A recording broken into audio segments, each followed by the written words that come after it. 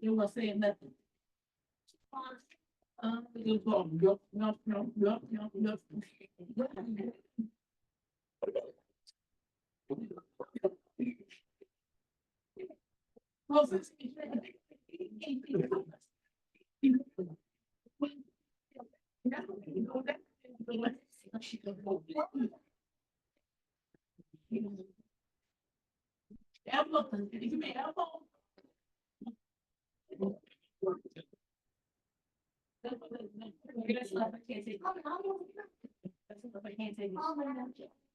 I'm gonna say what we're talking.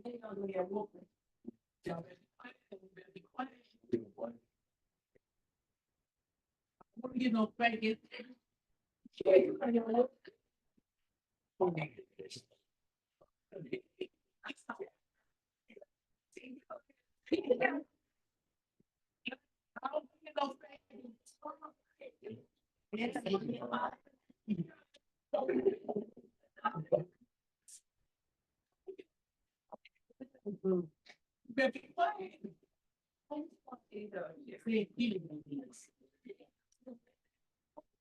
Just saying, give us a morning though.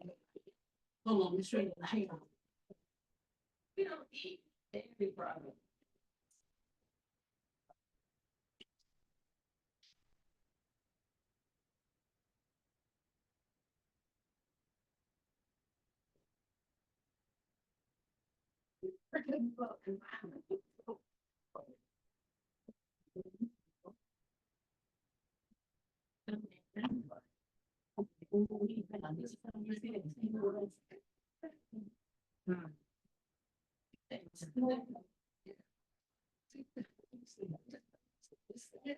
Yeah. Yeah.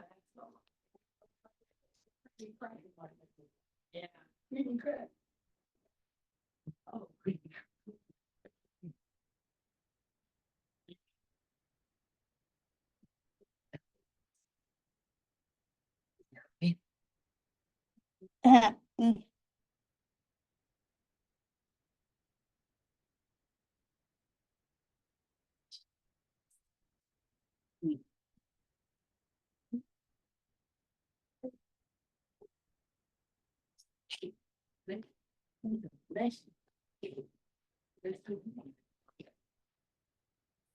Okay, are we ready? Uh-huh. Oh, you're ready. Okay, if you're ready, I'm ready.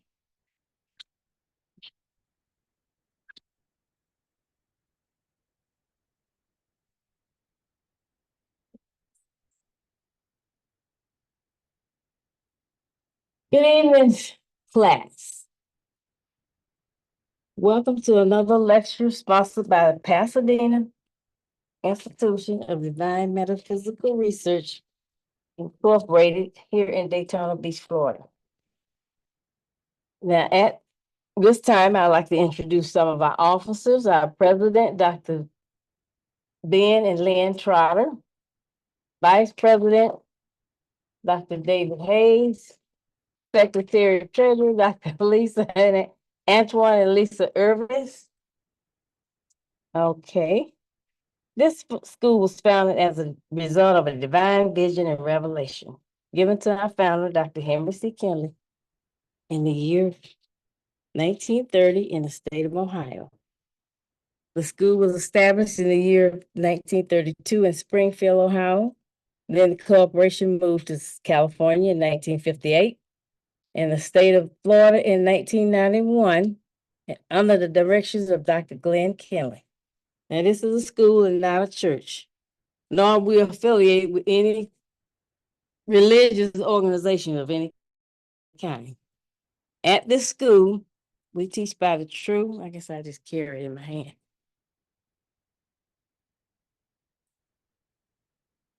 Teach by the true and correct name of our Heavenly Father. Separate your mic. Okay, hold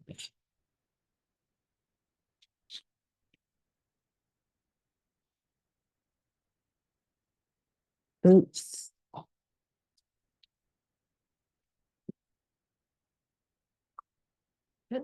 Okay, yeah, and I just have this in my hand.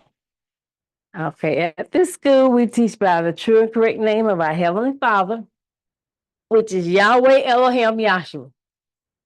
Now, Yahweh is spirit, and he chose to symbolize himself as a phenomenal cloud because the cloud has no particular shape and form. Within this cloud, he chose 9 major attributes, which are intelligence, wisdom, knowledge, love, beauty, justice, foundation, power, and strength. These attributes then took up their set position in a super incorporated shape and form known as Yahweh Elohim. Yahweh Elohim then created both the heaven and earth, and on the 6th day, he put on a specially prepared sacrificial body known as Adam, and Yahshua the Messiah. He came in to institute and to fulfill the law and the prophet. Yahweh Elohim Yahshua, these 3 are one, and it states in Deuteronomy 6:4, Hear, O Israel, Yahweh our Elohim is Yahweh of unity. Okay, I'd like to draw your attention to this red boundary around the chart. Just as everything on the chart abides within the red boundary, so is everything in the universe abides within the pure spirit state of Yahweh. Now we have 10 aims of this school, and I will read them right now. Number 1 is to help you find and know Yahweh our Elohim as he really is and actually exists. Number 2 is to form a nucleus of universal brotherhood of humanity in Yahshua the Messiah without distinction of race, nationality, creed, sex, caste, or color. Number 3 is to investigate the unexplained spirit law or the so-called law of nature and the powers latent in man. Number 4 is to encourage, promote the study of the scriptures, comparative religions, psychology, philosophy, and modern practical and occult science. Number 5 is to extirpate current superstitions, skepticism, and ignorance. Number 6 is to learn, know, and understand the operation of Yahweh's eternal purpose through the dispensations of and ages. Number 7 is to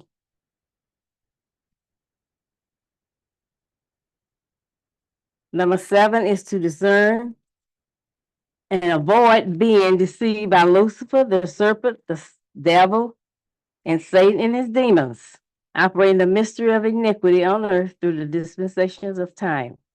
Number 8 is to earnestly contend for the common salvation and faith which was once delivered unto the sons or children of Yahweh.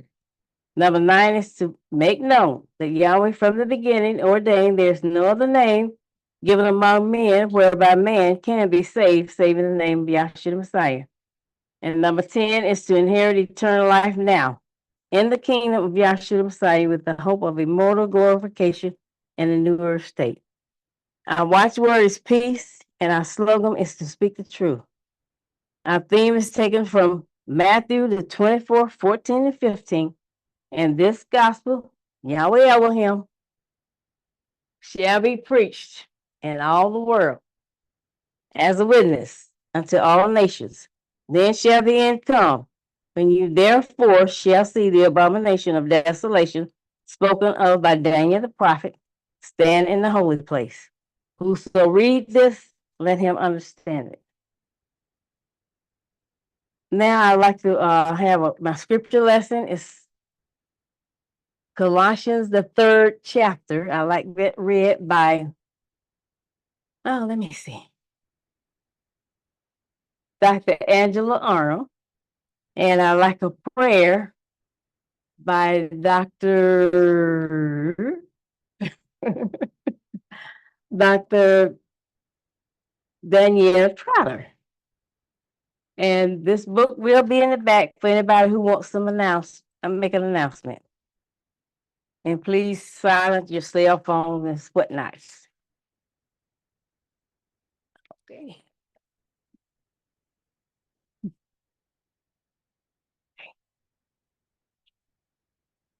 Good evening, class. Let's all bow in our spirit and soul and thank Yahweh for another day to come and learn of him and to ask for peace among the brethren and to have our hearts and minds open to every speaker here at the assembly. And with those words, let's all bow in our hearts and minds and let us all say hallelujah. I've only done that.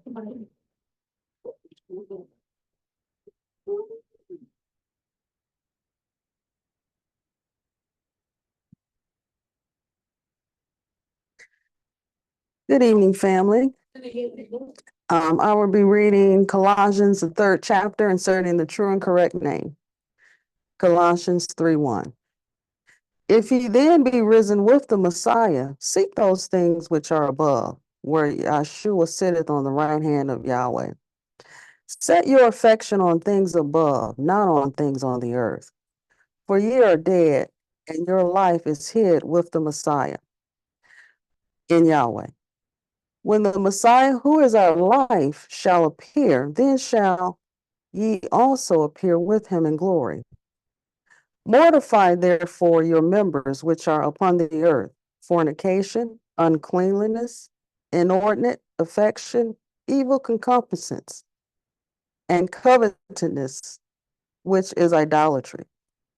For which thing saith the wrath of Yahweh cometh on the children of disobedience, in the which ye also walked some time when ye lived in them.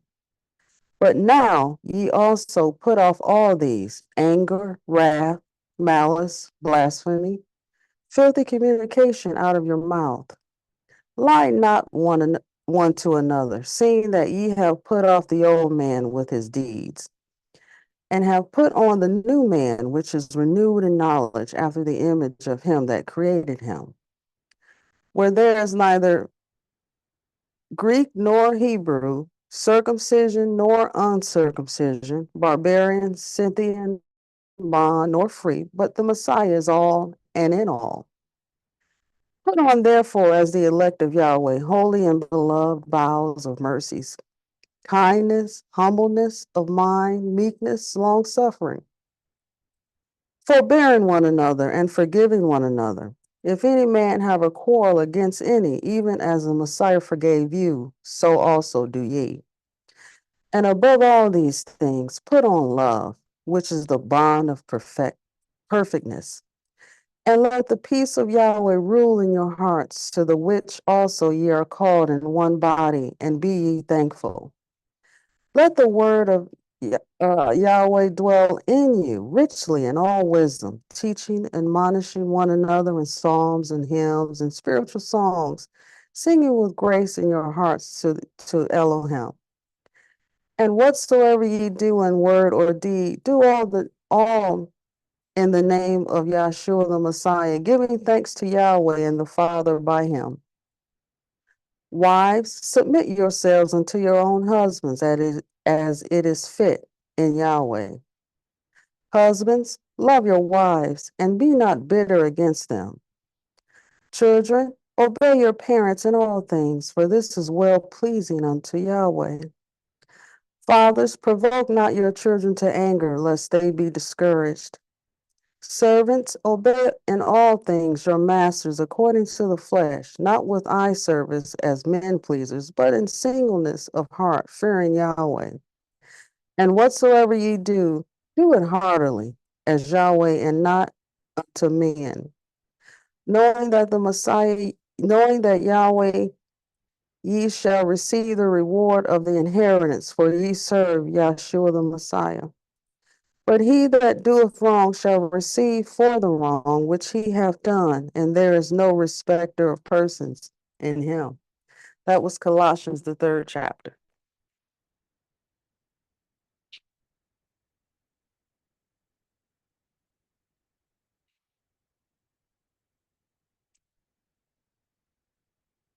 Okay, I'd like to thank Dr.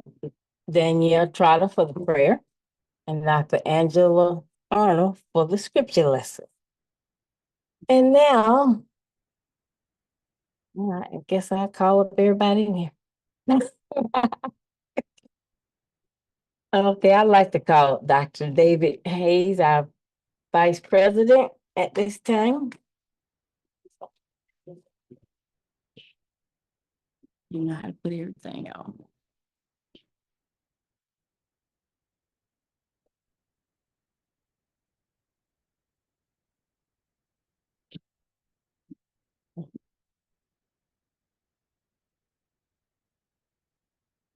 Okay, thank you. Thank you. Good evening, class. And I apologize for my attire. But you know, I don't want to say beggars can't be choosers.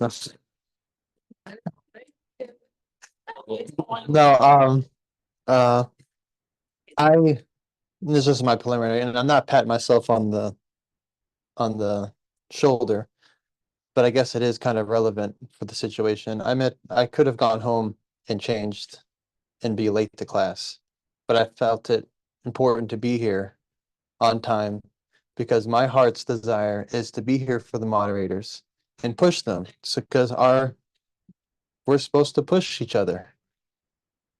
And it's important to me. I know I've made a contract or a covenant with myself months ago that I was going to be to class on time more. And so that's why I'm here. So again, I hope everyone on the camera can forgive me for my attire. So with that said, I am very excited to be here. And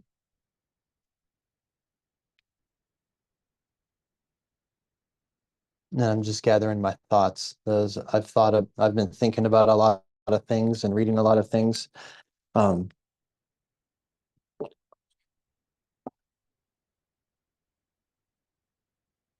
Even though we all know it's the think not what you're going to say, we don't have prepared speech.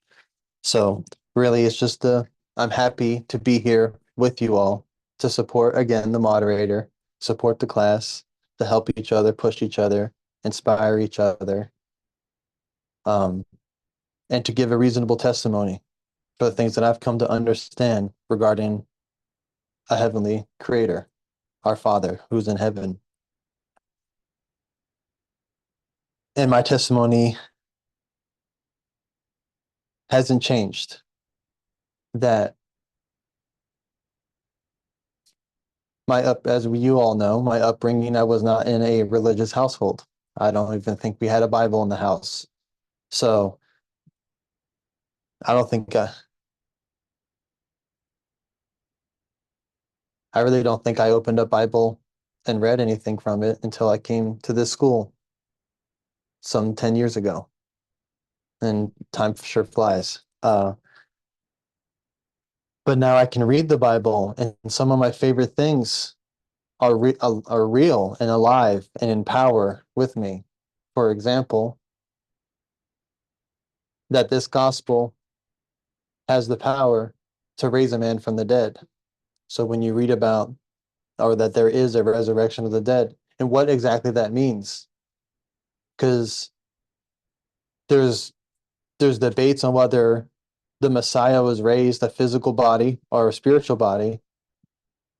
And even if you move past that, what does it mean for us to be raised from the dead? How can you say that you were raised from the dead in this time?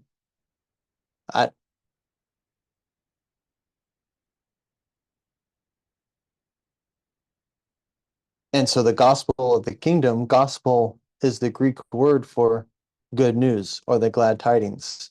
And so the glad tidings of the resurrection of the dead, or Yahweh Elohim Yahshua, raised us all from the dead. And what exactly all of this means. So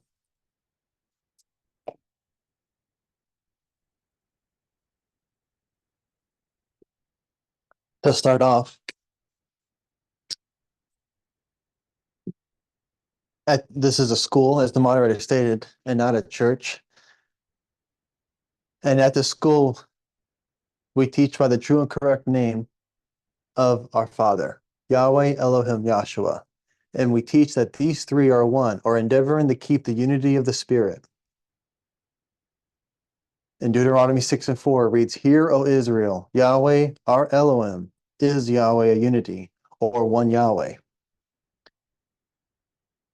So, Yahweh, being the Father,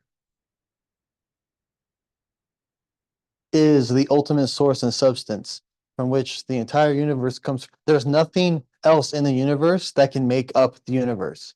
That just as that he is credited to being that fathering substance, he is the origin of it, the ultimate source of it.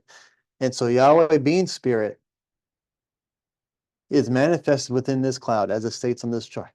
On this chart, symbolizing eternity, Jerusalem above. Intelligence, wisdom, knowledge, love, beauty, justice, foundation, power, and strength. These attributes make up and describe the spirit of Yahweh, of who he is and what he is. He is substance. And so in Colossians, when it reads if you're let's get it. Let's go ahead and pick it up and read it. Colossians, the third chapter. If ye then be risen with the Messiah, seek those things which are above. Right. So now, oh man, I want to jump around. And I guess I can kind of pick up off last time that was up. And what some of the subject matter that I've gone into in the past is that when man from the garden, when man leaves that heavenly state, you have death reigning from Adam.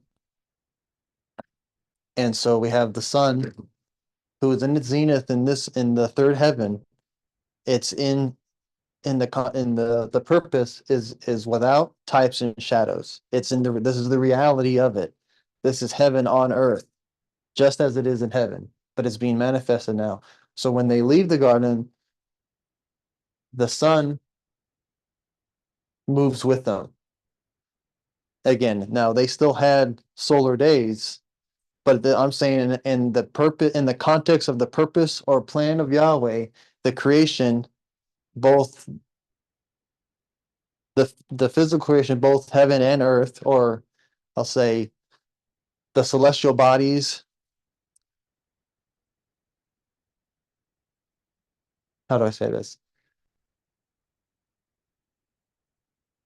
In the context of the purpose, man is in darkness because that day of Yahweh is now it's now moved, right? And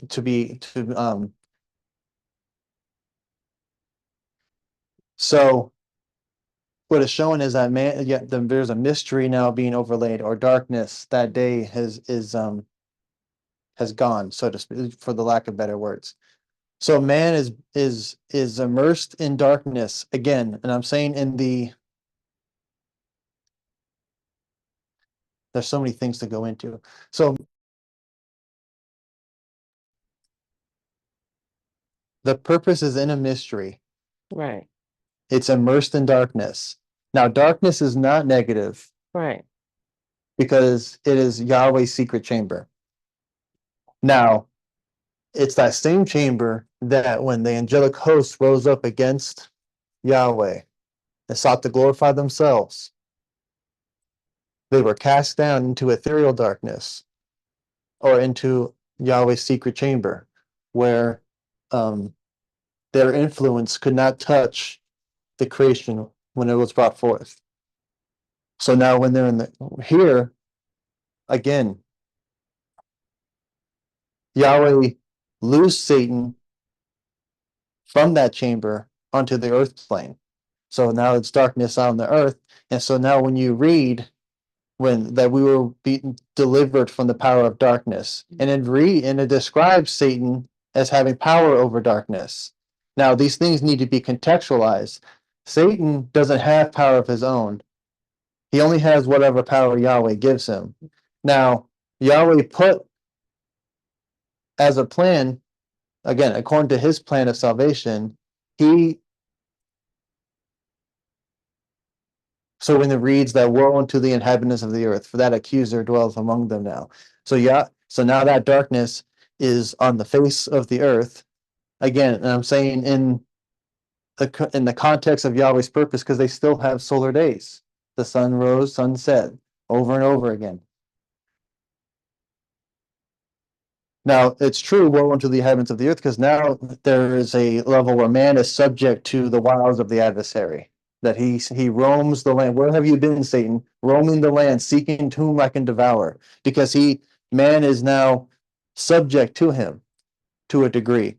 But the good news is that at no time, just as when darkness, when Israel was in darkness, that Yahweh, that cloud that led them in times of darkness, turned into a pillar of fire, and it was at night, and it was a cloud of light by day. So either way, Israel was always, even in times of darkness, they had a guiding light.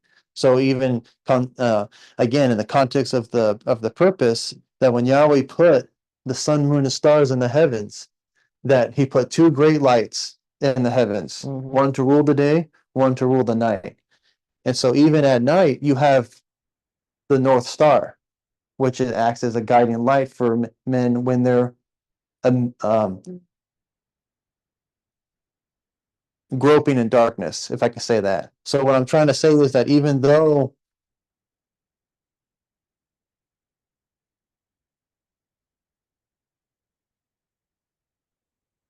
so what I'm trying to draw out is that you have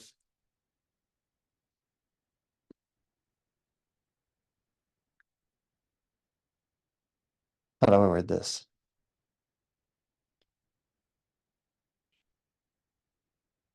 So I was kind of going into darkness. So when you have death,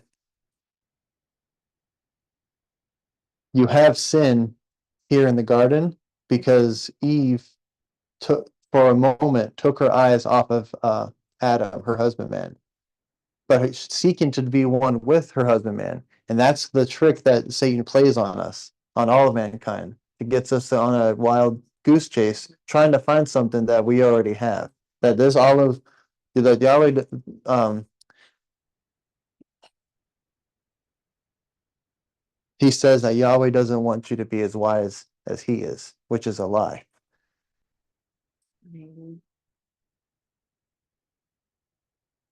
So that thought, that thought of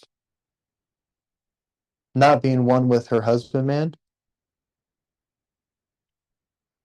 is a death of sorts. And Adam, being Yahweh, manifested in the garden, consumed the olive and the thought. But because they transgressed and broke that law, the woman primarily, or specifically, all of the world or all of mankind is in Mother Eve. So when she died, we were all touched by that same death. So, and she is typifying the world to come. That again, there's a plan that Yahweh said. He said that he declared within himself, he desired within himself that he would make a man That will give. who would give him more honor and more glory than these ones here who lost their first estate. And they wouldn't know him. And how would they? Because he hid himself from them. So there had to be a death. And that moves them down here. And so you have death and you have darkness across, right? So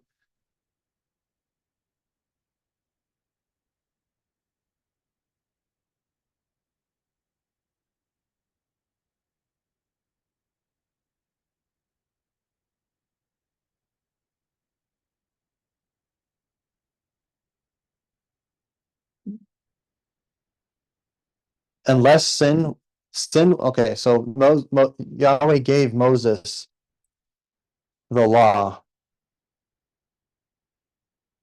And you have it even, what's the word, foreshadowed here, that when he was taken up into the, immersed in the cloud, and he's being shown the vision, that he's woken up out of it. And he says, I hear, and Yahshua says, I hear a war, the sound of war in the camp. So he touches him and he wakes up. And then so when he sees that this transgression happened here, out of anger, frustration, throws down the tables, and then that law breaks.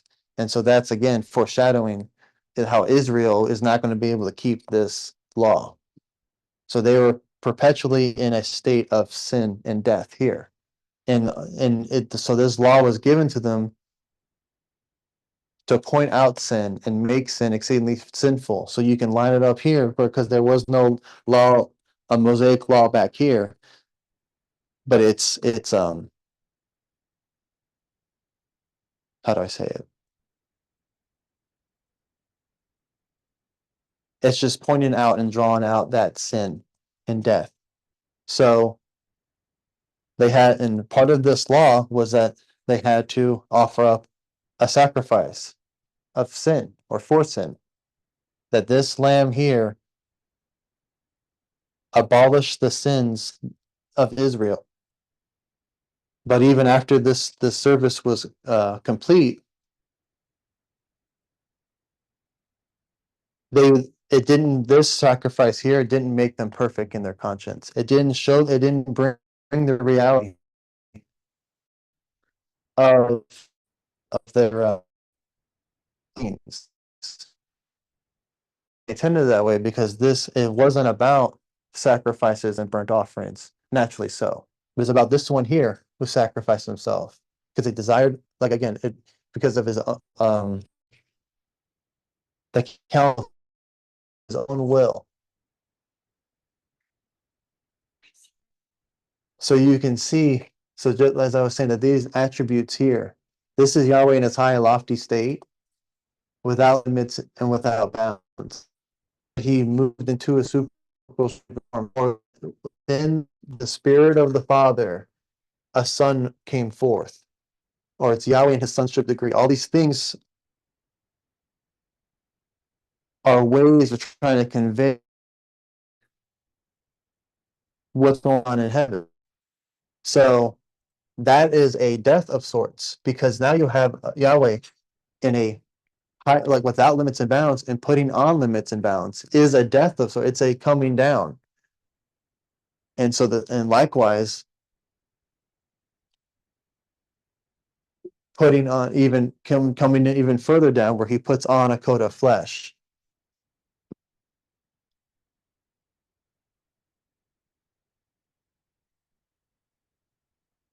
Excuse me.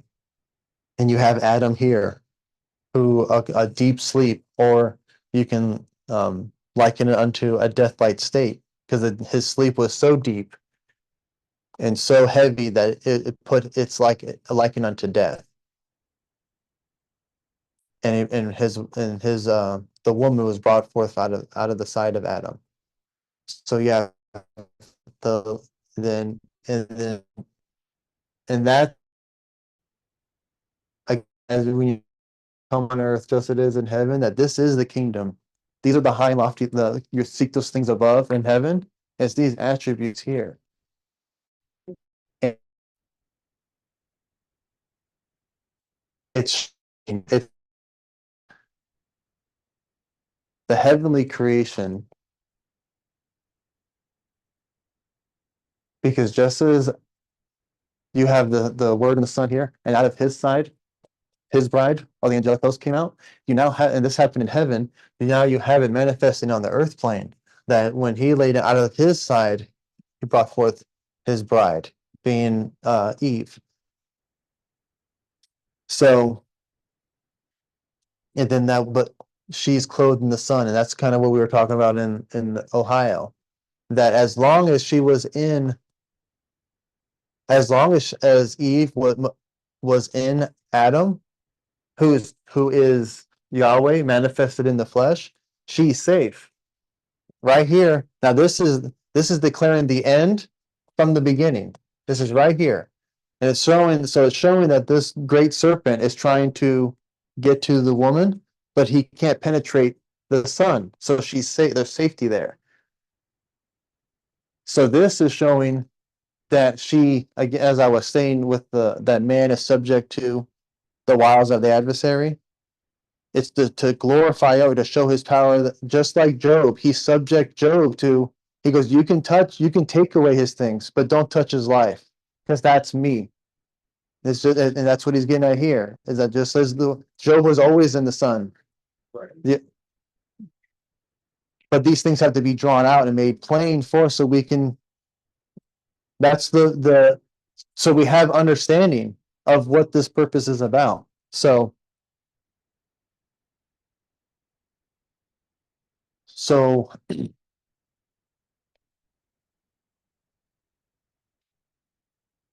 like I said, I said this last time I was up, that and I think I was talking to Dr. Andre Jones back in the day when all this was put in context for me, that the story of Job, you can read yourself. Job is, how do I say it? The same way that Eve is in this scenario is symbolic of all of mankind, and being the bride of Adam, or the first man, Adam, and how Job, when I looked at Job in the same context, that all of mankind is in Job's place, like that's what, when in that darkness or that death reigning, where we have to contend with the adversary, because the man is placed out of, but you go ahead and do what you will, Satan, but there'll come a time, and throughout time, Yahweh showed his power over Satan. So here, after the death, burial, resurrection of Yahshua the Messiah, right here it says the Lamb of Yahweh, that this was the true Lamb. And it was this Messiah, means the anointed one from heaven, that everything that we understand about a high priest it came from here first. Because so we too have a high priest who's anointed in the heavens. That's like they had to wear, there was holy garbs, they had to white, because it's without spot, without blemish. So seek things that are above. That's as Colossians said. It's these things here. These things that we can now understand, these things, that if any man have any need of Yahweh, let him ask. Yahweh, give me strength, give me knowledge, give me love. What did we read it last week of, I'm going to chop it up, but he says, remove from me my secret faults. Whether they're my faults that I haven't told Lewis said that we all fall short in the eyesight of Yahweh. We're all men, and as I said, we subject to vanity in this earth as we tabernacle in these. So whether they're secret to me, or if it's secret where I don't even know, Yahweh have mercy on me for whatever, if there's anything that's unpleasing in your sight, remove it from me. And the whole idea is to get you to be one with that soul, that spirit, or that soul inside you, or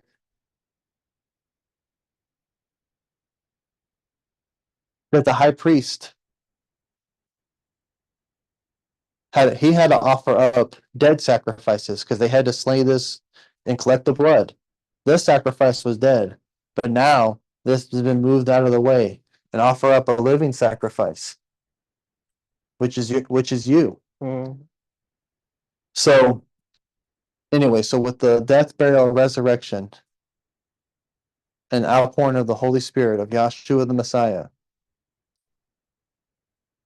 he's fulfilling all of that, everything that's come forth from us or for us.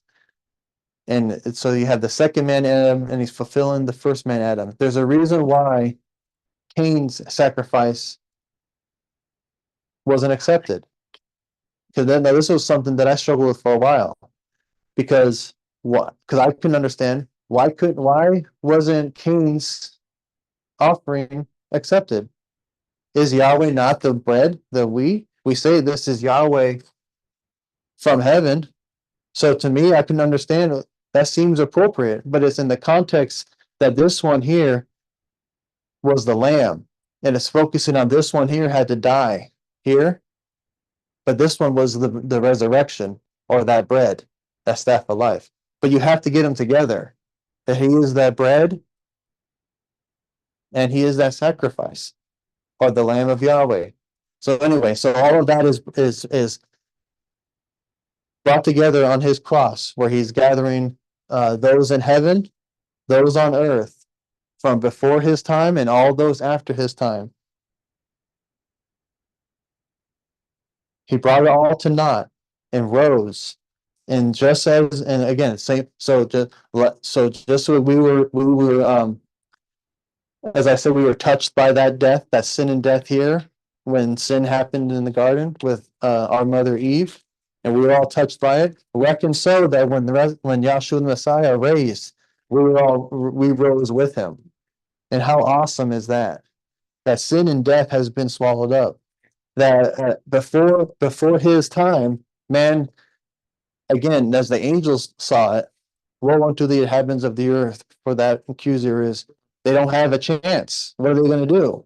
They're in darkness. They can't see. But now, praise be to Yahweh that we're now standing in that day of Yahweh. That the day of Pentecost has come, and it's still going on. Where we stand, that sun is now in the zenith, standing strong, without types and shadows, to understand that this tabernacle, what? Know you not that your body is the tabernacle of the Holy Spirit? These things were brought to an end. This was a type and shadow to show you where the dwelling place of Yahweh is. That the power that delivered Israel from their enemies, that Yahweh said, if he promised them, saying that your enemies, I will smite them. And when you're obedient, I will bless thee. And because they made the covenant. Out of their own mouths, they said that Yahweh will worship you and none else.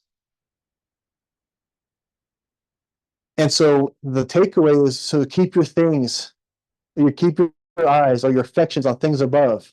That remember the former things of old. Remember how they made promises to Yahweh that we will live on and obey you and none else. So you can take that and put it on today, where there wasn't left for Israel to obey Yahweh. And it's not Yahweh above, it's Yahweh. Remember, again, what I'm saying is remember the former things. We understand that there was a tabernacle made or a temple made. But these things, and this was a temple and tabernacle that man pitched. But the one that is important, or the most important, or the reality of it, is the tabernacle that Yahweh pitched and not man, because you didn't form yourself in your mother's womb, and your mother didn't form you in her womb. But it was by the power of Yahweh that he brought you forth. And so that's the reality, is that just as he abode here, that's where he is now. So and that's what I'm trying to say. What I'm trying to say is that, so when right here we have law coming out of his mouth, right? So it's just they were guilty when they made that covenant with him. And when you make covenants with yourself, you're making covenants with Yahweh. And when you it's not a funny. It's funny how, at least I speak for myself, whenever I make a covenant with myself and I break it, it makes me weaker. I'm diminished. And I feel, and I believe, my faith is that we're all diminished when we do that. And it's because we see it manifested outwardly with Israel. When they were disobedient to Yahweh, they suffered loss. So what I'm trying to say is, when you're disobedient to that spirit in you, you suffer loss. Because you are Yahweh. And now, so again, we have, because of the power of the resurrection here, that we can now stand in the day. And that's why we come here to the school to learn how these things are true and how they can be. So Yahshua's prayer Father, make them one as you and I are one, because he was already there. He knew who he was. And so now we can be placed back. We're already here. It's coming to the understanding, the realization of it. That now that the woman is placed back into the son, and that the serpent can't touch us here. But it's only but you can't just say that you're in, like, y'all need Jesus, and then you just gotta, oh, thank goodness I'm in Jesus now. Like, it's not a superficial, trivial thing like that. Like, how do you get into Jesus, or how do you get Jesus in you? And what we're trying to say is that, just like when I said we too have a high priest, you have to understand that your body is the tabernacle of the Holy Spirit. That him in you it is by his power or his spirit that causes every man to live, move, and have their being. And so he gave us life. When I came into this world, I was as though dead, and I was as though walked in darkness. I was in darkness because I didn't know Yahweh. And I did a lot of things stupid in the eyesight of Yahweh, to the point where I wouldn't call myself worthy to be called a son. But Yahweh didn't, thank goodness that he didn't feel the same way.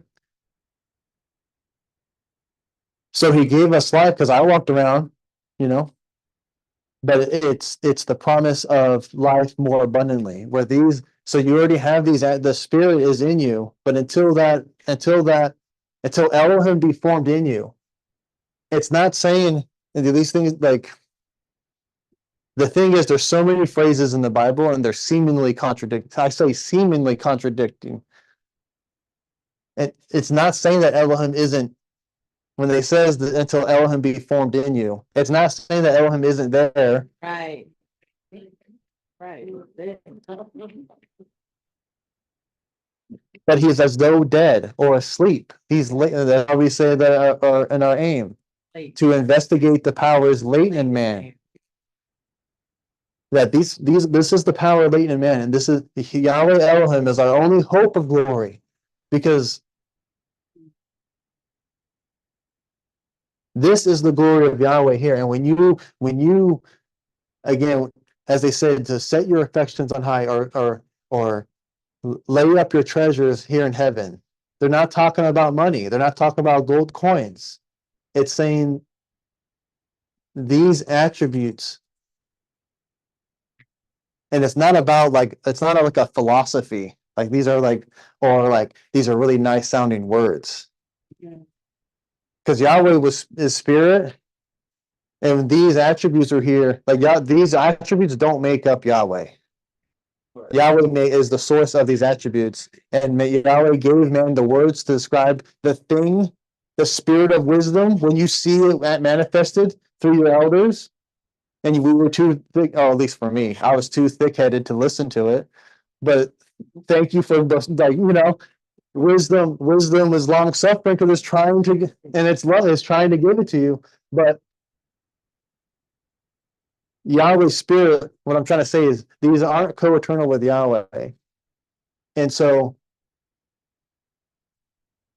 it's not like we joke around, but it's true. You can't go to the store to buy a pound of intelligence. And if it was, I hope it's on the WIC system, or like food stamps.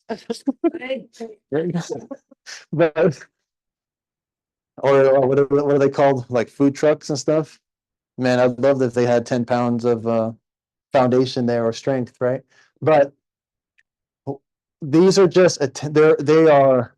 I don't know any other way to describe the spirit of Yahweh, the glory of Yahweh. Like, isn't it when you see someone manifesting intelligence, wisdom, knowledge, love, beauty? It's something to. Those are.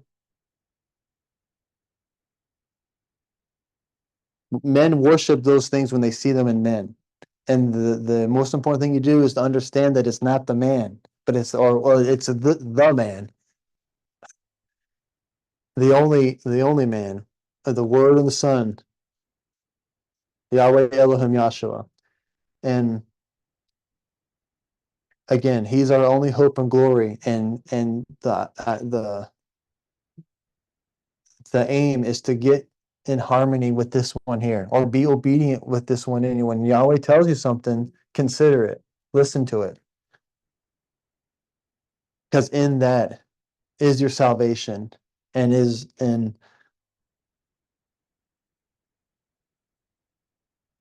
that is what the power of the resurrection is.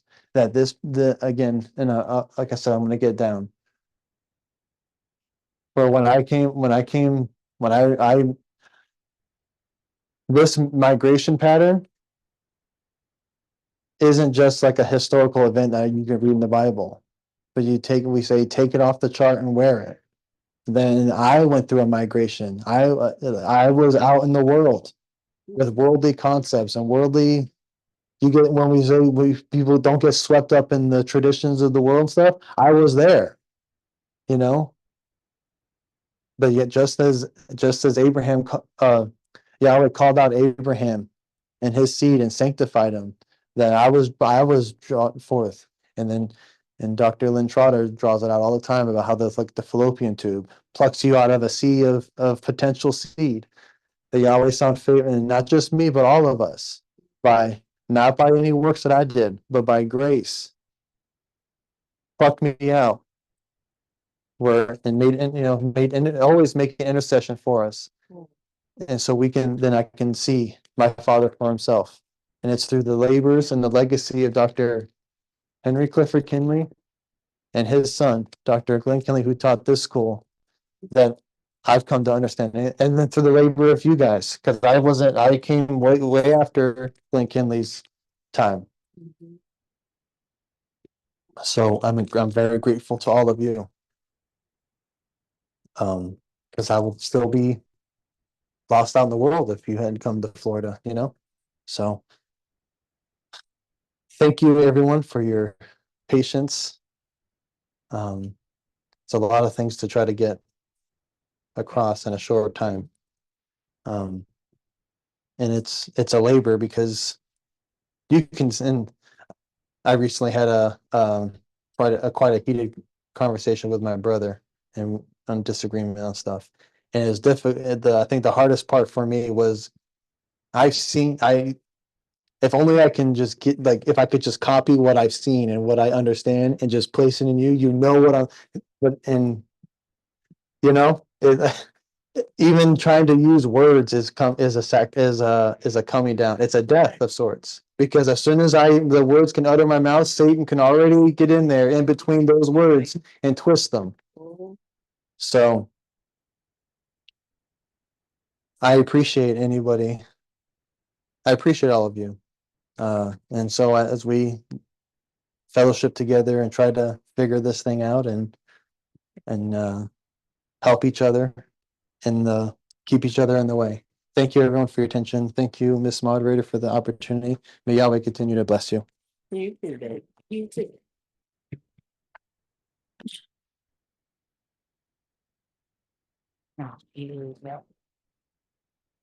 Okay.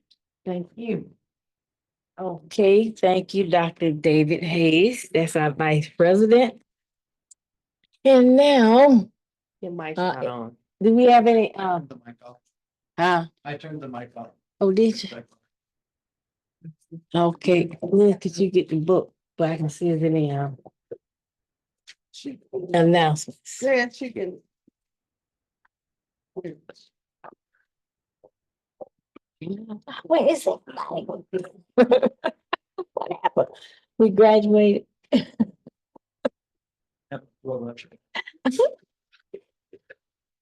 So, okay, there are no announcements, but does anyone have an announcement? You know? Okay, then, well, without further ado, let's see what our president has for us today, Dr. Benin Trotter. You guys want to. I think so. Hopefully. Who's up there? Anybody?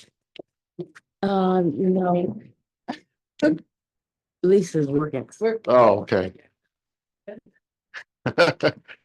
Multiple jobs. Good evening, everyone. What are we doing? Oh, okay. The rod, the staff. Staff?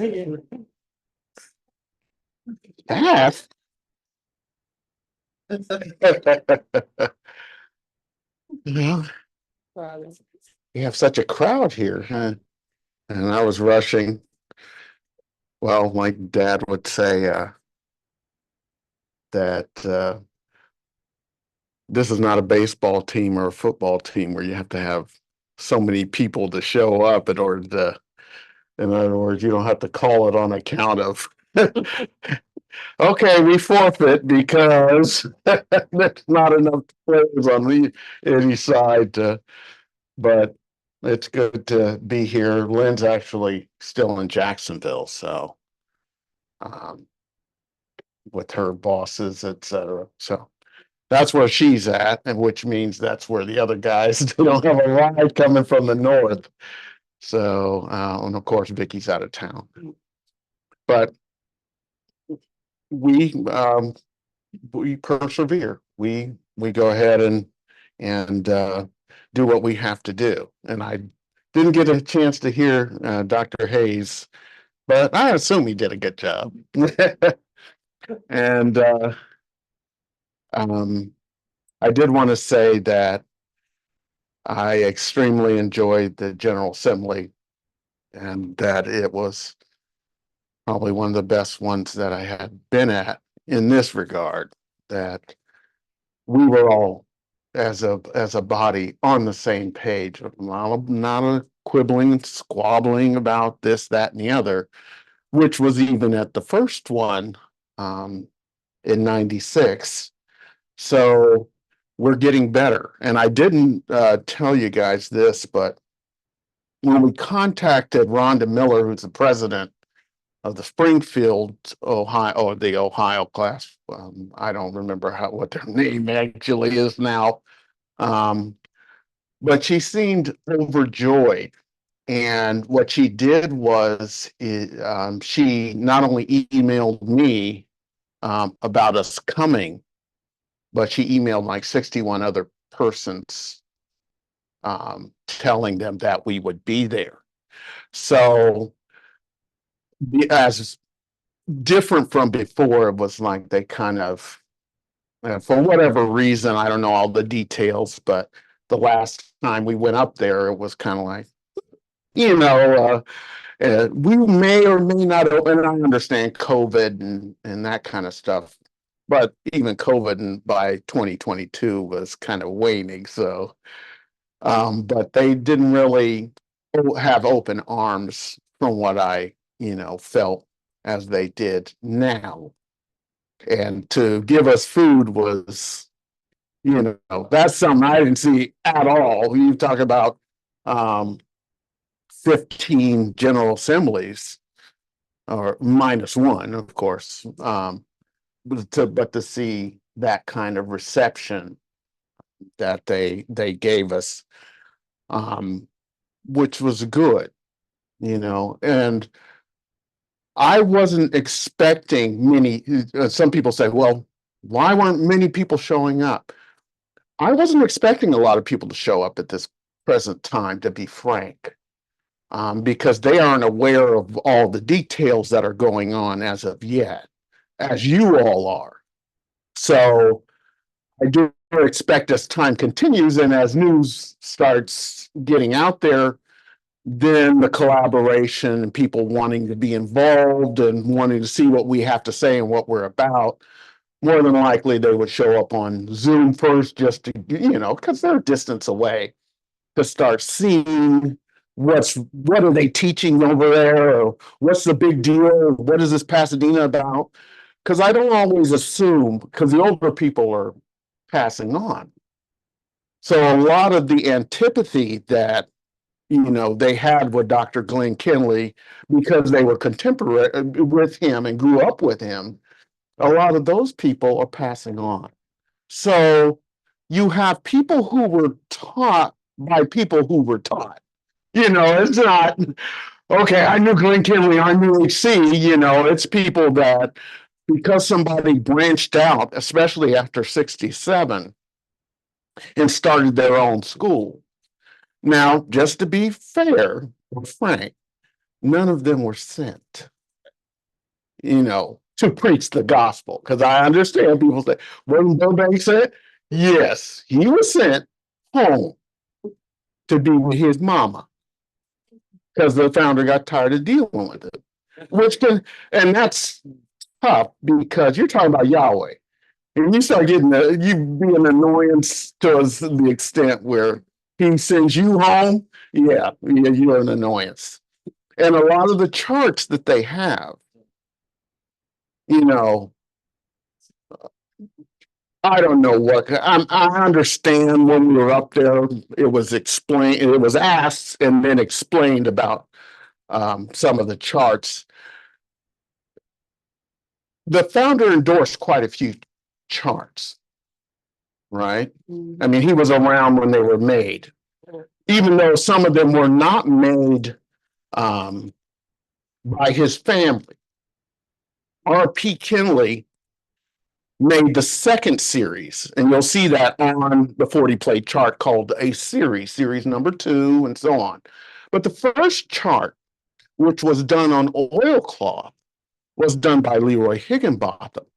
Now, the colors that were on the chart and the drawing and the paint was not holding fast. So that's when they switched from an oil-based material, oilcloth, to a bed sheet. And the bed sheet was done also by Leroy Higginbotham, who was a neighbor. So when we commonly go up there and we look at the founders, where the founder's house would be, where the 2 evergreen trees are now, and they're getting pretty big. We don't commonly think that he was neighbors with Leroy Higginbotham, who he directed to paint the chart. Now, the chart, and I'll get somewhere with this, but the chart took 2 years to do under his direction without explanation. He said he didn't open his mouth for 2 years after he had the vision revelation. He thought about writing, as we commonly read, but he couldn't get the words together to express so profound a doctrine. So that's when he decided, after thinking about, and I'm saying thinking, how Saul had approached preaching the gospel with parchments or drawings or paintings. And Paul thought of them to such a degree that when he was in prison or when he was away from them, he would express, you bring John, because I need him, bring him or whoever, and make sure you bring the parchments, bring my cloak, but the parchments, and I need them for the doctrine. So the founder used the parchments in order to express the doctrine. Now, as it was explained, and I'm not going to go into great detail, but this particular chart has circles across the top. And when he would explain, this is supposed to be an elementary chart, but when he's explaining how fast these circles, it's like you get to the 4th circle and you're already at the crucifixion and headed on to the pinnacle. So that took a lot of explanation. And the bottom plates, as we heard in Ohio, explain the top plates. I have yet to see how the numbering system that I saw in Ohio goes down, because you're going 1, 2, 3, 4. But if you're going to the bottom plates, are you doing a 3, 2, 1? Are you doing a 1, 2, 3? Are you going through 6? So some of those things with numbers isn't quite yet, I'm reading the transcripts that she gave me, which are 5, and Dr. Vicky Oglesby went into some of them, but I'm taking my time because some of I don't want to have where I'm already have a preconceived notion that she is wrong. Because I understand you can be wrong not knowing that you're wrong. In other words, you just took the information, you assume the information is true, and you take those premises and formulate other proofs to fit. So some of the things that I know, and I want to just, Dad said, versus that, I want to be able to read it and see where these things are coming from. Now, one of the reasons that I was tripping on it, tripping over it in that sense, was that I can see the founder at times in these transcripts, or at least in one, he's explaining the 930 and then the 70. And then I see right in the middle of that explanation that 1096 and 1089. Then he goes back to explaining the 930 and the 70. So what it looks like to me, and that's why I have to take my time, is like that's jammed in there with no explanation. You see the continuity of thought of him explaining how the 930 and the 70 lines up. Then you have this break with no explanation and with a blank line that then goes back into the explanation, not of 1096, but of the 930 and the 70. So that gets me to start thinking, where's the explanations for some of these things there? And why would he break away from a train of thought, mention something, and then go back to that train? So those are things that I'm looking at. Now, they do explain at the beginning of the transcripts that this is not a pure transcript in this regard. Every word that he's saying is not placed in there. They tell you what words they're taking out. But sometimes taking out words that you think are just phatic phrases or just filler are part of not so much the explanation, but for the cadence of how the man spoke. Because then you can lose that when he says, do you understand? Do you see what I'm talking about? He's pausing for you to gather information. Right. So sometimes they're just ripping those out and put them back in there. Because when I listen to the tape, he allows you to breathe, so to speak, and for you to be able to have your mind contemplate what he just said, like saying, period, right? Did you hear what I just said? And then he waits for you, and then he goes on. So that's the difference between speech versus some of the writings where he's just sitting there contemplating that. Now, while I'm there, all of the textbook, all of the pamphlets that made up the textbooks come from one original source, which we do not have. That original source came in the 1940s. They asked the founder to write down what his vision, right? So whether it's 17 or 30 pages, I can't remember. But Dr. Glenn Kinley, when we were sitting over his house, said, read this.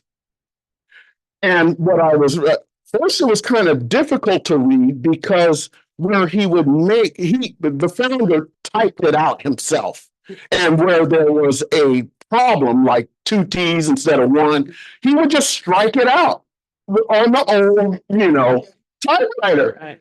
That used to be an old method of correction other than before you got the little write out and messed up the page that way. So you would strike it out. So he's sitting there explaining in such great depth that as you're reading paragraph sentence 1, you're like, what the hell is this? And Dad said, now this is what he wrote. This is the source of all the materials because he gave it to them. They took it to Wittenberg College or wherever and asked a minister, you know, or old professor, PhD or whatever he was, can you decipher this? And the man could not believe that a man with a fifth grade education, he passed through the fifth and didn't go to the sixth grade, would have written this. He was looking for someone like himself, you know, or someone greater than himself to have written this. So that's how being a janitor and you know, so you know, you got him all wrong, you know. Guy don't know nothing. This means street sweep or whatever. Come on, it's impossible. But a lot of the times, if you're self-taught, right, you don't have the burdens of academia to contend with. You know, a lot of times you would say this, but they, oh, no, that's not, you know, whatever, kosher. So the founder, they couldn't, the people he taught, you see, for some years could not, says, Doc, you got to break this down. And he broke it down. And then he gave it back to him. Doc, you got to break it down. Okay, you got breaking it down. In other words, he watered it down to 4 volumes of textbook, all pamphlets that you make. You see, this one little document. Now, where's that document today? If she were alive, Loopy Kimberly would have it. Because Dad told me, when he like, after I'm reading some of it, he goes, he's very polite. He takes it right. Yeah, you ain't holding on to this. You ain't making copies of this. He said, they'll never get this. Never. It's like the ark in the cave kind of thing. You know, he said, they'll never get this because this is the source for which all the other materials come from. So when he passed, I would assume it would be in her possession if she knew what it was or had read it. Then she would have, you know, somewhere in there you would have started seeing. But the richness of that document, you know how sometimes you get cake that's so rich. You only need a little bit of it, like tiramisu or something.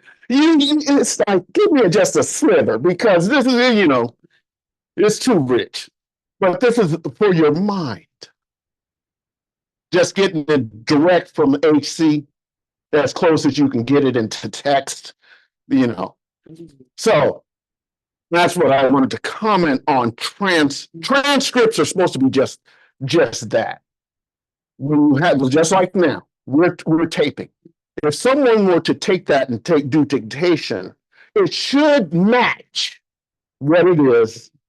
You know, that's what scribes are for, you know, for me to say, yeah, you know, don't mess with it, you know. So those kinds of things that I was looking at. And I love Carla, you know. So I'm not trying to knock anybody. And a lot of the documentation that we get, you know, during this, and I can say lawsuit, if I send something, then she can database it and send material to support. So it's always we're getting to the attorney may say, we're not going to use it now, but we may use it in the years or in the future. Because these are him making statements about the school that we can use. Now, I did want to also make a comment about things that I heard, as most of you have been making kind of the same statements. And I enjoyed Dr. Jackson and Dr. Alati, Yeah. more so than and Dr. Simmons and Carla and so on. So I'm not trying to nitpick what they're, because I understand if you have not been taught and it has not been consistent, there's been no corrections that have been, no teacher there, like we had it read. How can they hear, without a preacher?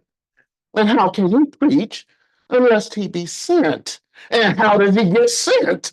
You see, so as you logically back it up, then you have to understand. Now, I did, when I was listening to Dr. Jackson, and some of the things that they're more, I don't want to say trivia, but they're more information, Egyptian gods line up to the plagues. As you go through the plagues, you knock down the gods.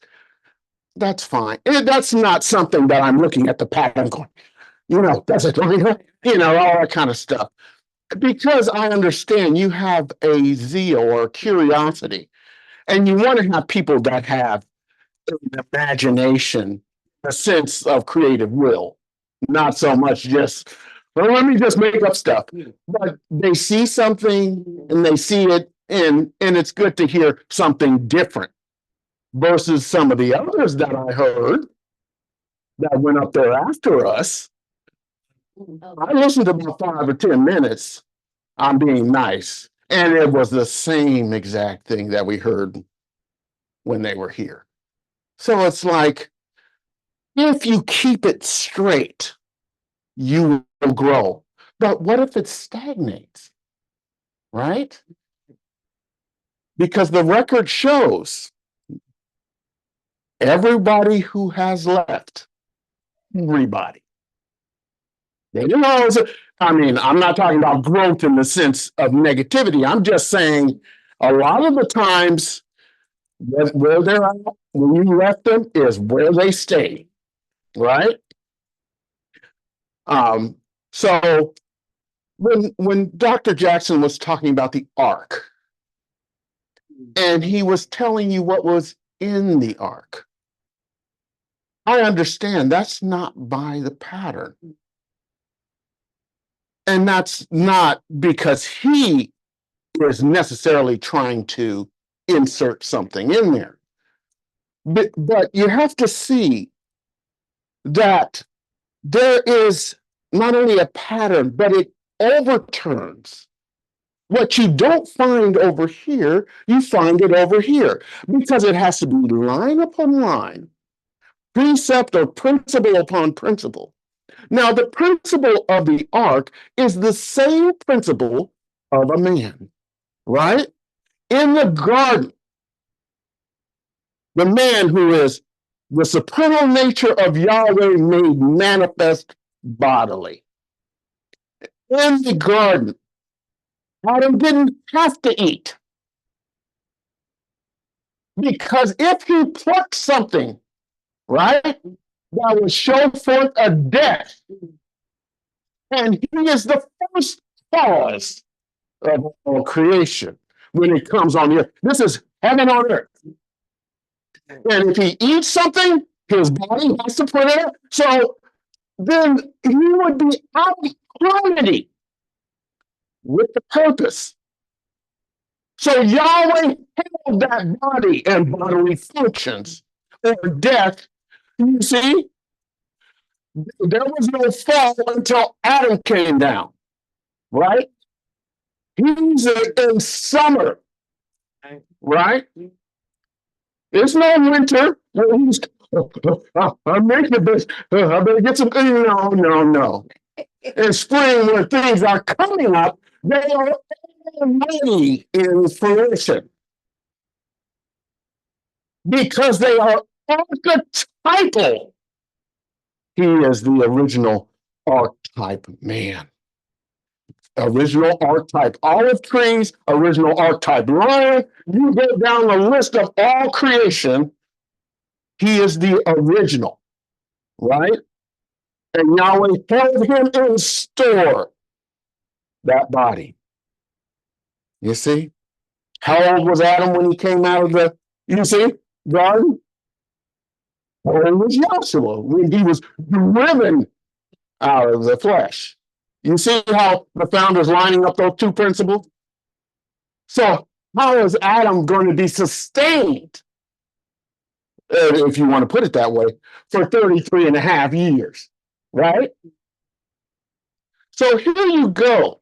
In the beginning, that until the man moves, sun don't move, seasons don't move, time is not in existence for him until he sets foot, because the times in the man. It's not in the calendar and in the creation that way. Though Yahweh put timepieces there. You see? It's like having a watch and no battery in it. Time, until Yahweh put animation to it, then you see the ticking of the creation. So here it is going back. So Adam's coming down, bringing the purpose down. This is Yahweh. And some charts don't have the black ball on them to their shame, because it was on the original charts. We had it sliced in half, right? That everybody knows. What is this black ball? Yahweh was in the world was made by him, and the world knew him not, right? So Adam was in the world, he's the creator in a coat of flesh, and the world was made by him, and he held the purpose, locked it up tight in him. That's the you couldn't wrestle secret out of Adam. They're talking about Yahweh. You can't wrestle secret out of Yahweh somewhere. No, this is Adam who knew the entire purpose. You see, so much so that when the transgression, Moses misread Adam's expression, that Yahweh repented. He's calling Adam Yahweh and saying that Yahweh repented that he had made, that he'd taken on a coat of flesh. You see? That's not. So just because you have a vision, you need a revelation. How is a founder seeing the same vision, giving a different take on what he saw? It's like we're watching this, and this is a poor example. We're watching a movie, and I either fall asleep during part of it, and then I wake up, and then I'm trying to tell the story. And then there's somebody there that saw it say, no, you must have missed that part where XYZ said that he was, since Antoine, Darth Vader, you didn't miss that. Yeah, I guess I must have, So Moses in a vision is giving you, and then here's the founder saying, he misread, but what the, who could tell you that? You got to realize who these guys are. Moses misread Adam's expression that he had to hold, and that he had appointed a day in an acceptable year unto Yahweh, in which he would reveal the purpose. And we use this example about a kid. You may have the present. You already bought it. And kid acts up. But you don't want to reinforce bad behavior. So you hold it off. So the kid's going, didn't you say you promised me this? Blah, blah, blah. I sure did. But you ain't going to get it right now in that attitude. Right? So you hold it. It may be the birthday, you see, but there it is. You have to hold it. And in you is like a joy that you have the gift to give. I can't wait I can't wait for my birthday. Well, we can't wait either, because we got our gifts ready. So as we go through in a descending pattern. Now here's Noah on an ascending pattern, right? That he is called the eighth person because it's Yahweh. You see how we have that figure 8 And that if you were to lay it on its side, it would be also the same figure for eternity. You see, but since Yahweh is upright, then the 8 goes like this in its upright position. Noah is the 8th person, yet he's the first person going into the ark because Yahweh leads. He's leading out of the garden. And the family didn't run in there. Oh, it's good. And he said, oh, well, no, he's leading them on in there. And Yahweh shut the door. Right? In other words, Noah is Yahweh. Right. And it's him closing the door. Right. But he didn't close it when he got in. That's not what happened. He went in and he sat. And then he was sat for 7 days. And after 6 days, what's after 6? 7. You see, Adam was created on the 6th day, but Yahweh didn't leave him there. He didn't toss him into the garden. He translated him into the garden. You see, from the 6th to the 7th, and oh, there's so much in that. But needless to say, Noah didn't gather the animals at all. Right? He didn't even run around the entire creation, and it was one big, large landmass telling people, it's going to rain, it's going to rain. Hey, here come that Noah dude. No, he was building New York, preaching for 120 years. But the fame went out to the 4 corners of what was considered a circular mask, right? Flat Earth. Come on. So it went to, and the fame didn't stop there. The fame of Noah is to this day. Think about the fame Yahweh gives. I mean, you talk about the Kardashians or whatever, right? They're famous. They're doing nothing. You can talk about any famous person, but their star is not, and their glory is not all that bright, right? When it comes to people Yahweh, and these people that Yahweh gave, their fame, it wasn't like they were trying to be famous. Oh, I'm Moses. I'm Moses. How are you? No, that's not how. He wasn't politicking to be famous. But if I say Adam, everybody knows who I'm talking about. You see, Noah, Moses, David, Solomon, Jesus. Who would you like to meet? If you were to go back in history, you would be surprised if you were to meet Emmanuel or Yahshua, the Messiah. He didn't have comeliness. So he didn't look like Brad Pitt. You go back there. No. And even Brad Pitt getting old, ain't he? We used to say that about Ron Steps. That dude look at him. And needless to say, their fame went out. Noah's fame went out. And still, somebody coming through the loins of I was going to say busted, but coming through the loins of a woman, guess what they're going to hear? All these patriarchs and prophets, right? And their name will live as long as the creation is here, right? So, Noah he was just preaching. And the animals. Now, it takes, if you see something phenomenal, it takes some work on you for you to just, you're not going to believe anything. You see, this is something happening in your day. If I saw elephants all moving along, lions going in, what the heck? You see? And they didn't just pop, show up, here's the elephant. Oh, you got it done yet? No, wait another 20 years. I still got 100 years. No. When it was time to go in, they were there, right? You see? Right on time. Now, here's the thing that with Dr. Jackson, he said there were food. Right. Right. If he didn't have to bring the animals in, he's definitely like, how many cakes do we need here? You know, with some you know, hay and all that kind of stuff.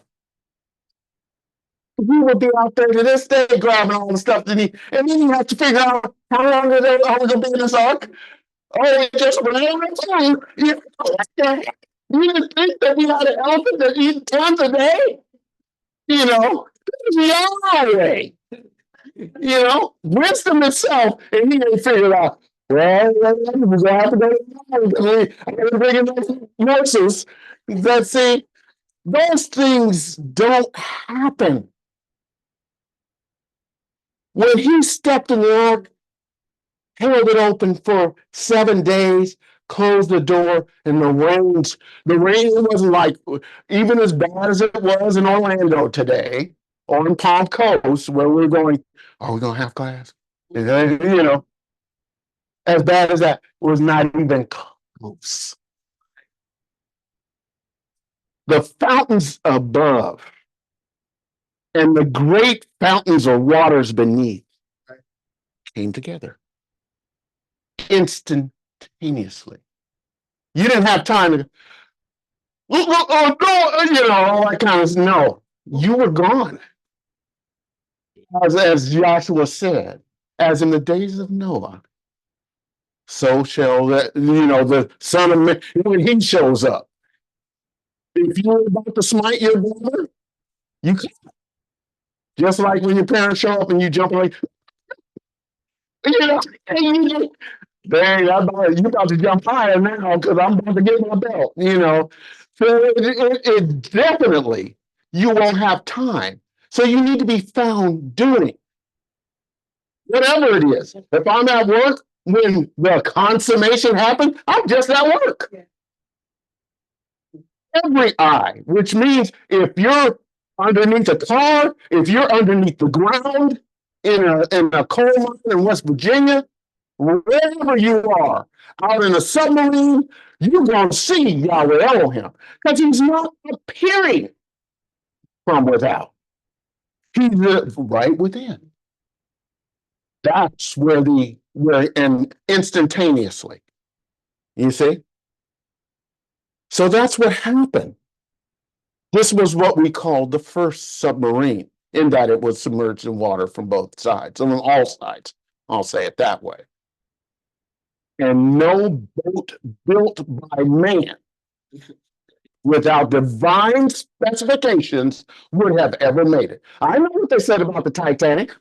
To the Titanic, you see? It wasn't, as we well know, it wasn't like the iceberg river, or it ran into directly and straight along. And it just, it had to run into it and put a big hole in it. It will sink a lot faster, right? And you wouldn't have a chance to get into your little lifeboats and get away. You see? It just, Yahweh just, and then God couldn't sink. You see? I guess God couldn't, but Yahweh sure did. And that's not a slight. I mean, we have compassion. But the idea behind it, just like I have compassion for people in the church. My parents are in the church. Brothers of mine, you know, on and on and on. And if they had their way, I would be a graduate from Oral Roberts University and preaching myself if they had their way. You see? But my plans that I was going to do, you know, and their plans, Yahweh made sure that that wasn't going to happen. Now, so this ark that is a submarine withstood, and we talk about the pressures, you know, as you go into the deep, you see, very few creatures in the depths. I mean, of course, the whales are able to withstand, and you know, there's stuff in the deep that just shows up now, and we're like, oh, that was extinct. Yeah, well, it can't be extinct and you're still watching it swim around. You see? We never saw this jellyfish before. With how many different leg tentacles, some squid the size of a ship. Where has that been hiding? You see? So he already has a way of hiding things before you send up and mess with it to a point, and kill it. So here it is, all this pressure. And what is happening within the ark? I'll say nothing. You see? Yahweh held everything in store. Nobody's eating food, sneaking a snack. You see? No animals are. So Yahweh held the whole of that creation in the ark, held it in store. You see? Until. So here he is. And I've heard it several ways. Where was the man in the ark? You see?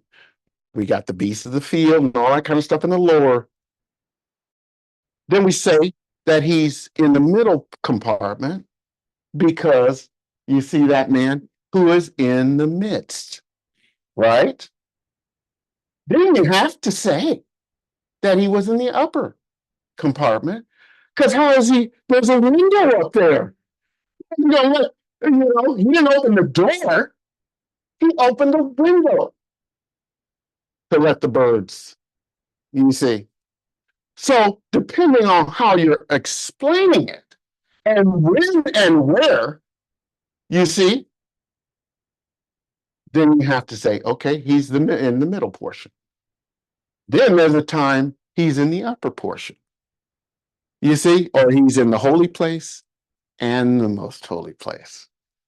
You see, where's the high priest? Well, depending on what time it is, he's in the holy place. Then where's the high priest? Well, he's in the most holy place, and going around there, you see. Then there's a time where the most holy place and the holy place are one place, and the high priest is not doing anything. He's putting down the censer and he's taking off, right? So there's not very many things you can say that are wrong.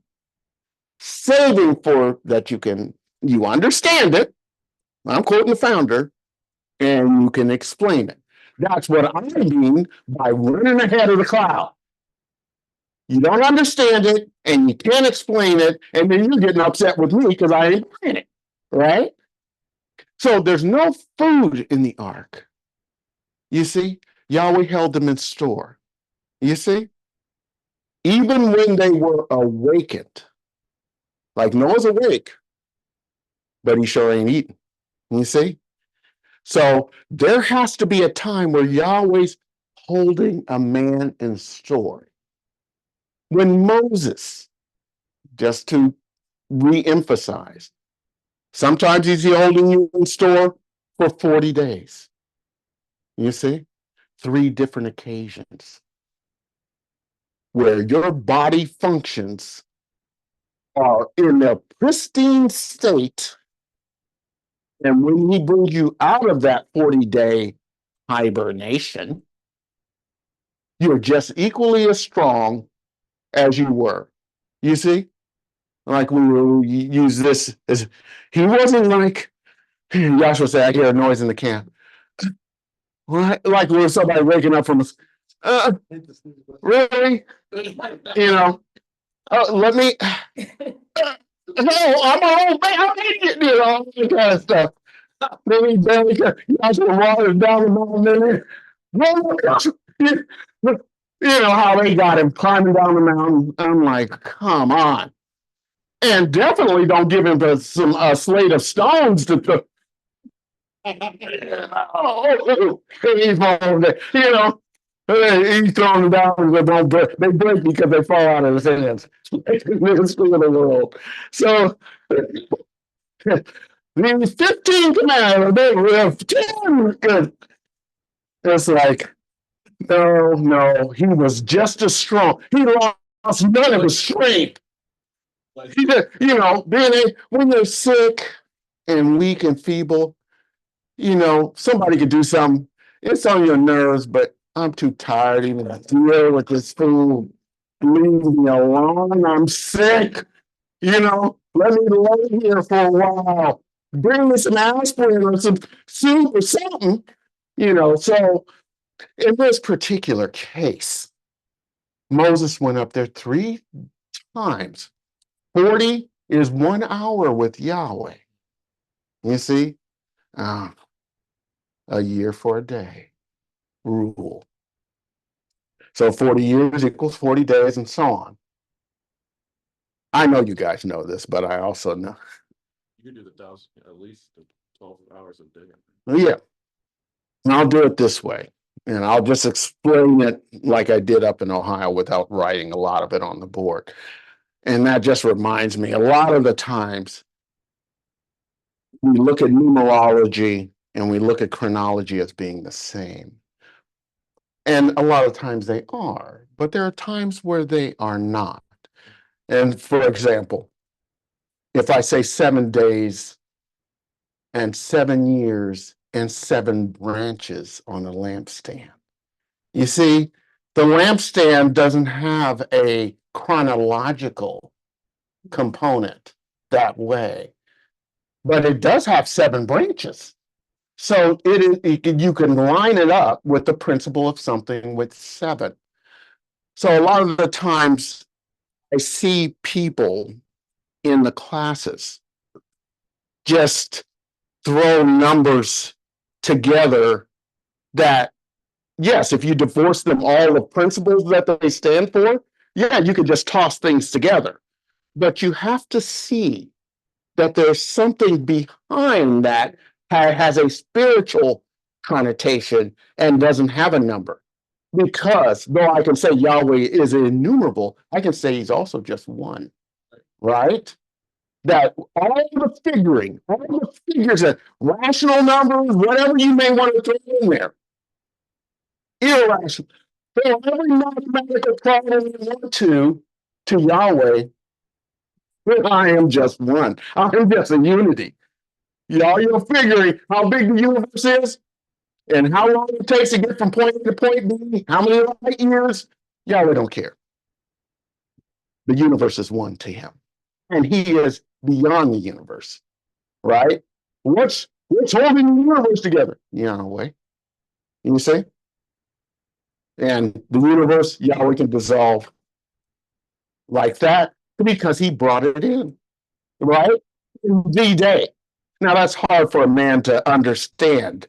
There are things that are here that can explain some of it because I understand Yahweh didn't have something in abstraction that he didn't bring into incorporeal and then manifest in the flesh. And we commonly talk about air. We understand air is finite, if we could say that. We also can say air is infinite, as the molecules begin to, continue and can pass atmosphere out into space. You see? Then congeal and come back down, all that kind of stuff. So we understand that Yahweh showing that the principle behind air is not air in and of itself. It is that spirit, that it is around you, right? But it's in you, that you cannot live without air. You can't hold your breath. You see, you have to praise.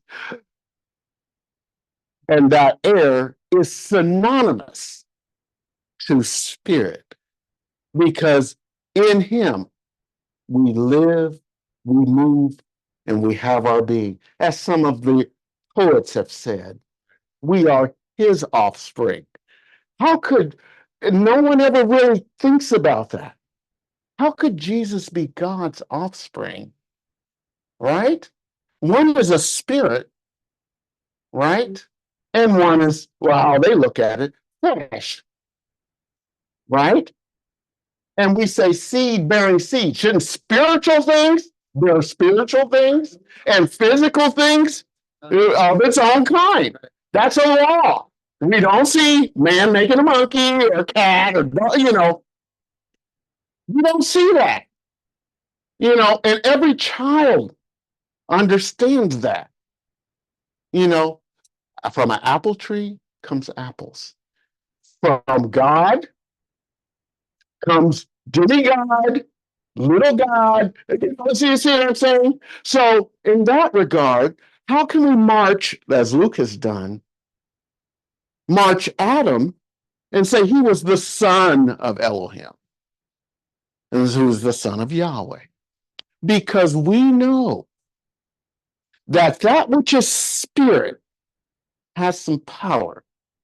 It has the power to take on a body, whether it's super incorporeal, or what we call flesh, at will.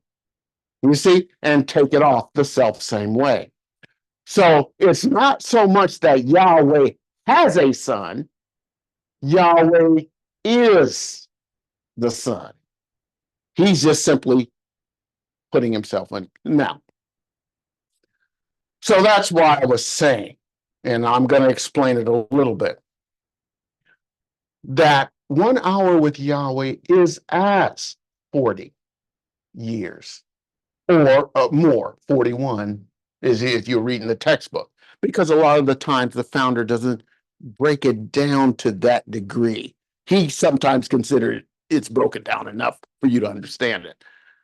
If 1 day with Yahweh is as 1,000 years, and 1,000 years is as 1 day, you see? And you were to divide this by 24. Now, this doesn't come out to an even number. There's going to be 41 and 41 point whatever. So this, what is this? This would be equivalent to a day in and of itself when you talk about the hourly cycle. Are there not 12 hours in a day? Yes. Are there not 12 hours in a night? Yes. 12 and 12 used to equal 24, right? And still does. So are there not 12 tribes under the law of Moses and 12 apostles? You see, gather 24 elders, because we're really not talking about 1,000. We're talking about him and his day. This is the day, right? He is the one in the day or in the Sabbath. This is a day in an hourly fashion, so we understand 24 hours is also equal to 1 day, right? So, but we understand that for this to come out to 40 on the nose, there was a tribe not counted as part of the inheritance on the earth, right? This tribe of Levi would make this number 25 if you were to count them, and 25 does go evenly in there some 40 times. So that would be in the hourly cycle for the hour of this 1,000-year day, it would be 40 years. And that's why I was saying up in Ohio, and I've said it down here too, 40 years, 1 hour. A second 40 or 80 years, 2 hours. And then the third, 3 hours, 120. We see 120 throughout here. We just talked about Noah. We just talked about Moses going up 3 different times, right? And he was you see? So he preached to Israel a 3-hour sermon, right? He preached to the world with Noah a 3-hour sermon. So on the day of Pentecost, guess what? Here he comes, and guess how long he's going to preach? 3 hours. You guys going to get an A. 3-hour sermon. So Peter now, when the day of Pentecost was fully come. You see, 6 o'clock in the morning, it's not fully come. 7, 8, then 9 o'clock on the nose. The high priest has to be there to do at the altar of incense, to do the service there. So the high priest from heaven in all of his garb, you see, he's going to take care of all prayers. Sins forgiven. Right? You see, prayers that we have. The Father heard Moses give. You see, Jeez. at the same time, he gave our man, our Yahweh, you see, reconcile all mankind. So what we think of as prayers, even those have not escaped. Yahweh, he heard the prayers that Moses was praying for Israel at the same time he was making prayers for the world. Now that's impossible when we talk about how does this chronology, you see? No, it can be happening because there's more than one plane or realm at the same time that he can hold in store. Not just a man, he can hold the whole creation in store. So in this particular case, the founder stated that he heard their prayers. That Israel, he could feel. Now that's no man talking like that. I can feel Israel invading. My AC's domain. I can feel in my domain. But here's Elohim in all his glory in his robes. You see, I'm saying that. High priest from heaven, 9 o'clock, taking care of prayers. You see? And from that time, for Peter and the 120 or the 12, and add that, you see, time stopped for them. You see? 9 o'clock. Then he preached a 3-hour sermon from 9 to noon. So that all types and shadows, you see, where there would be a shadow where maybe I'm going to trip up over it. No, everything's in the daylight as it was in the beginning. You see? So by the time the sermon's over, Peter steps out of the upper room, and it had to be an upper room. You see? The 120, 3-hour sermon. You see? They are not just folks. You see? And I definitely don't have time to show how Israel is the 24-hour day. Right? The 144,000, 12,000 from each tribe. I said I didn't have enough time to explain it. That a day unit operation, 1,440. 1440 minutes. You see? The 144,000 zeros being added and subtracted at will. They are the minutes of the day of Yahweh. You see? They are the day. And Yahweh's proving it on the day of Pentecost when he's preaching to 120 3-hour sermon. They are the 3-hour sermon, receiving the 3-hour sermon. You see? And time stopped for them. So when Peter came out and they said, these men of Galilee, you see, they're drunk. You see? And when Peter said, no, not as you suppose, we've had some good stuff, but it ain't that. It's not as ye suppose. Is it not but the 3rd hour of the day? In other words, isn't it just 9 o'clock in the morning? Yeah, there's some teetotalers and drinkers, but you want to start off at 9? Peter said, there ain't nobody doing that. Why is he saying 9 o'clock when it's after noon now? Because for him, time stopped, right? And he was translated into the kingdom. And the day of Pentecost which Yahweh opened up the fifth day. You see, where man who was earthbound in his understanding, you see, he was buoyant, you see, as a cloud. He was able to, you know, how you think you're going to be able to run over a bird, and all of a sudden, you see, or catch him. He let you get a little close, but he knows, no, you're a little close. And takes off, right? This is what happens with us. We understand you're getting a little close. You got a little bit of understanding, but let me show you. You see, and just take off. And Dad used to say that, you know, about when you get in arguments with people, right? Oh, you know, Jesus, oh, we know all that. But let me talk about it. You see, he's not staying earthbound with you fussing over something. Well, did you read this transcript? No, that's not what we're talking about. We're talking about this.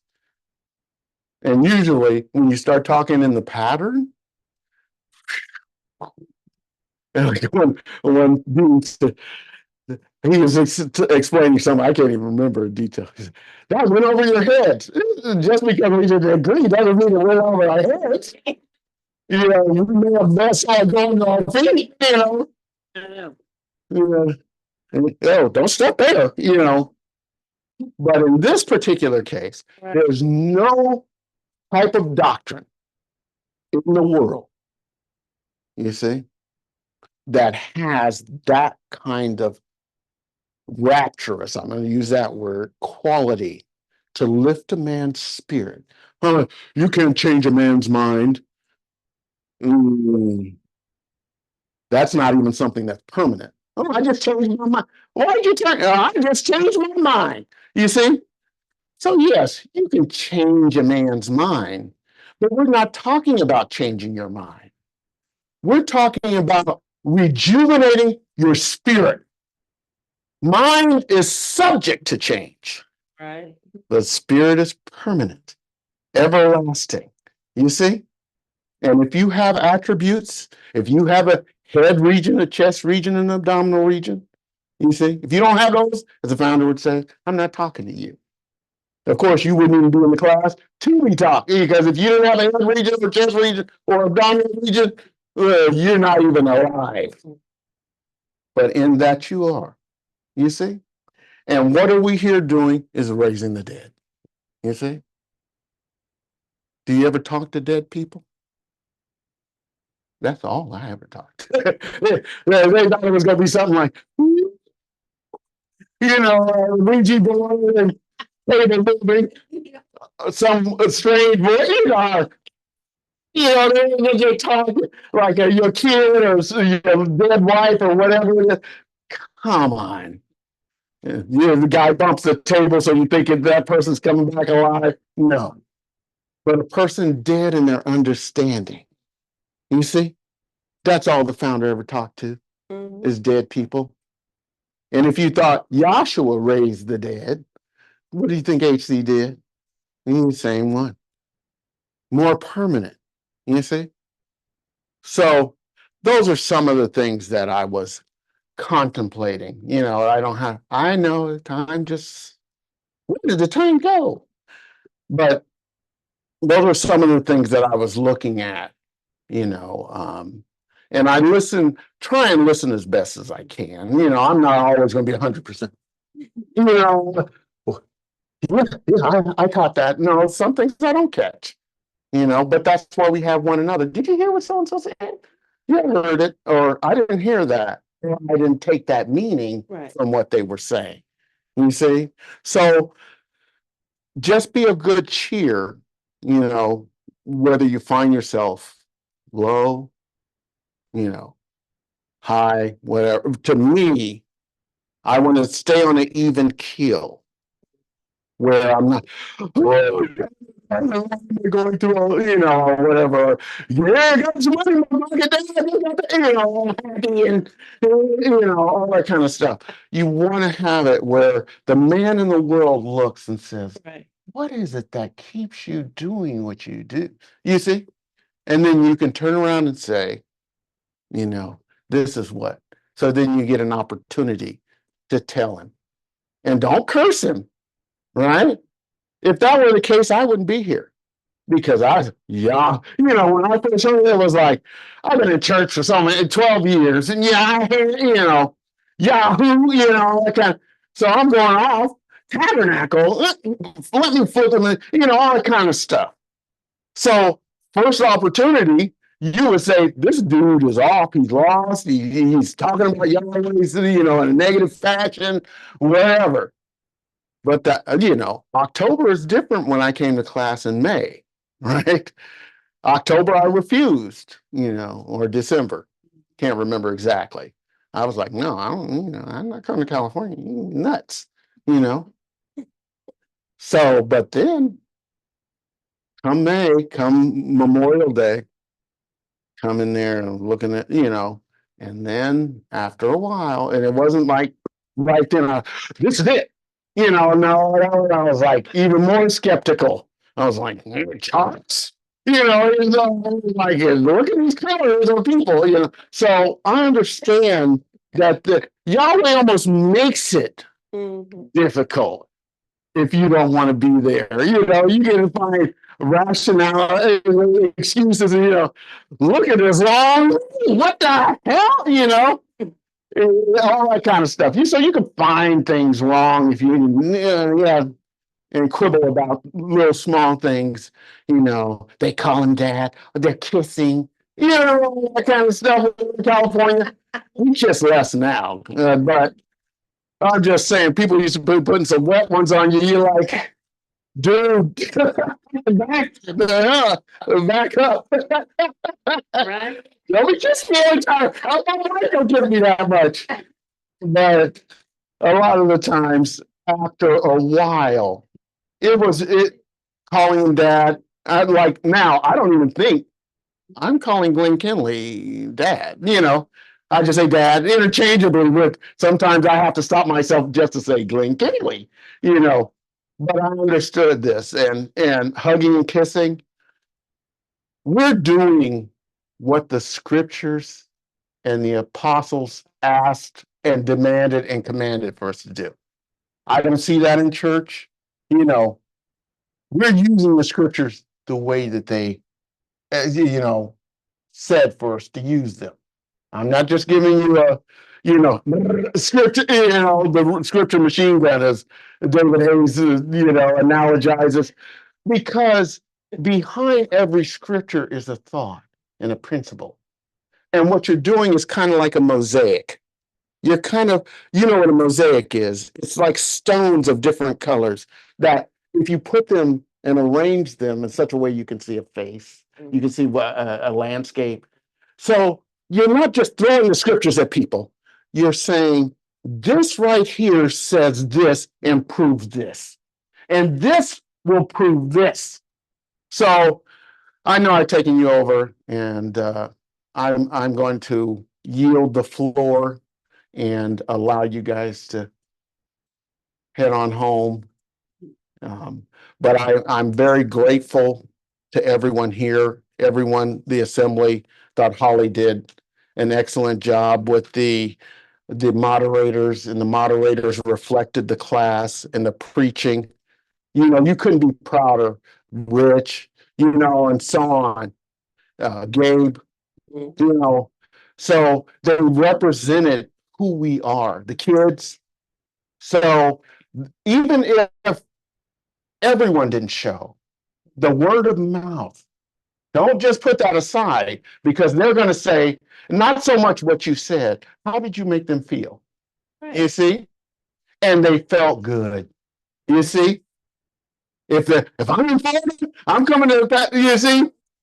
Come on down, So that, I think, and I know our Father is proud that we have fought to get up there, kept our promise, you see, and then you have to leave the rest to Yahweh. You see, Yahweh, we did what we were asked to do. And I don't mind if, but you just remember, you see, and it'll touch the heart of Yahweh, He has a heart. It touched your heart, and you're the heart of Yahweh. And with that, I thank you. Thank you, Pat.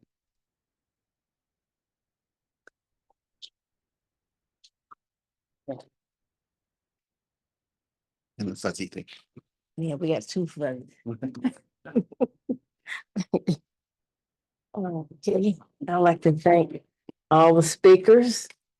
And I'm glad that everybody came out the book.